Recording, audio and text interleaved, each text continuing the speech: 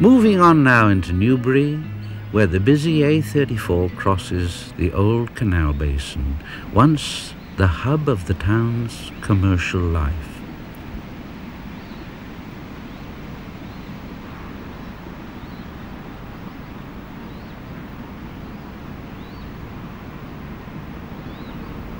More people enjoying the relaxation offered by this calm waterway.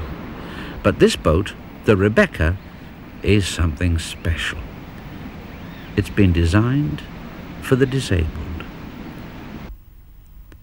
Rebecca is run by the Bruce Charitable Trust. When Louise and David Bruce sold their chain of London pubs in 1988, they looked for a way of benefiting the community with some of the proceeds.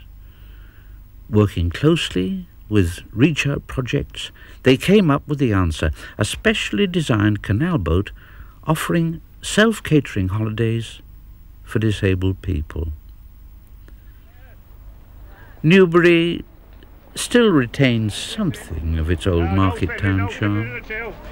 The town prospered with the coming of the canal, despite the fears of those early objectors. It was a centre of the cloth trade way back in the reign of Henry VIII. This used to be the wharf, as busy as a small seaport. And this old stone building is now the local base for the Newbury branch of the Kennet and Avon Canal Trust. War came to Newbury in the mid-17th century.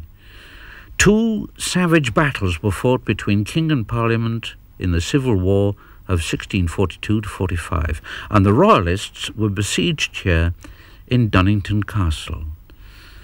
The peace of these fields was shattered by the roar of the cannon, the anguished cries of men as brother fought against brother and father against son. But back on the canal, only the ducks squabble now. Oh, give over. There are few people who know more about this waterway, or who care for it more, than John Gould. John was one of the last people to operate a commercial cargo craft on the Kennet and Avon. He is one of the few men living who knows how it feels to make a home of a narrowboat, to transport timber, stone, and coal great distances, and he was one of the first to fight for the canal's survival as far back as the early 1950s, when it fell into decline.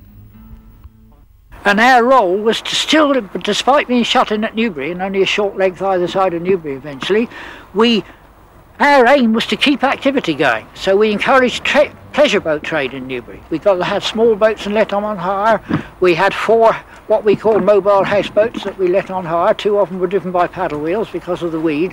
And we created activity and kept activity going, and it kept the association going, which has eventually became, as I said, expanded and became a trust. And if you hadn't have done that, do you think there would have been somebody else? Well, it wasn't just me.